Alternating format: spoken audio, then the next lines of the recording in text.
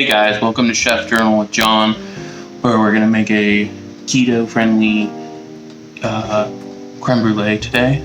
It's going to be a little bit different than your standard creme brulee because it's going to have a bit of ginger in it, and we're going to use some better stevia liquid sweetener so we can cut out the sugar. Other than that, pretty standard. Let's get into it. Alright, we'll get started here by putting the cream in the pot. This is 1 quart of cream. We're going to get that up to a simmer. Next, we're going to want to separate our eggs, the yolks from the whites. Okay, and we're back. So you're just going to want to start whisking your eggs up until they're just about a little bit creamier and lighter in color.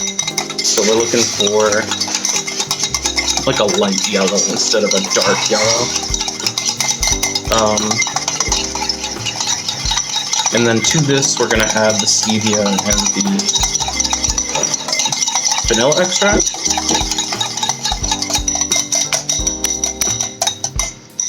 Alright, so the cream came to a boil, and just let it go down after it came up to a boil.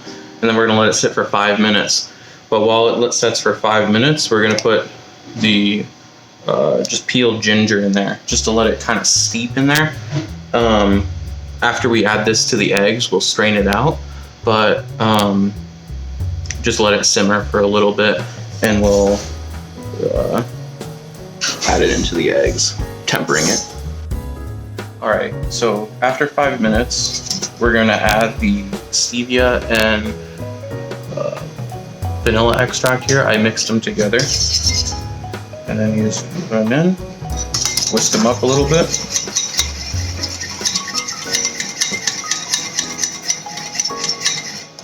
Alright, slowly, we're gonna ladle in our cream mixture. And this is tempering it. So you definitely want to go very slowly when you add your cream. And we'll just stir the egg mixture and gently add our cream in.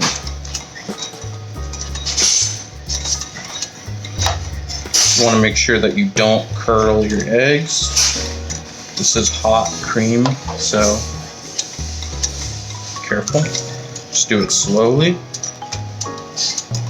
And then once we add enough of this into the egg mixture, we will add it back into the cream,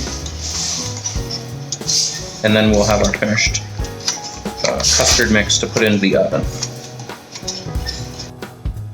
Alright, after we've tempered our eggs, we're going to add them slowly to the pan now with the cream. This should be relatively hot, so we don't have to worry as much about the eggs being cooked.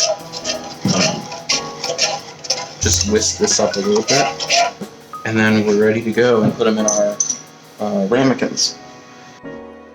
Alright, so I pre-sprayed our ramekins with Pam, and now I'm just going to fill the ramekins with our custard mixture. You can go pretty much all the way up. Leave just a little bit of room so that we can caramelize the top of it with a blowtorch. Remember guys, all the amounts will be in the description. We'll have the recipe written down there. And then, so once we're done filling these, pretty good, we'll add them to a water bath I have here in a pan. And then this pan will go in the oven. Usually takes about 45 minutes. So we'll be back when they're done.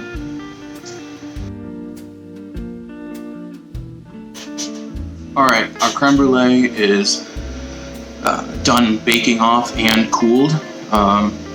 has a nice setness to it. I'm just gonna add a little bit of better better stevia. I'll leave a link on Amazon where you can find this.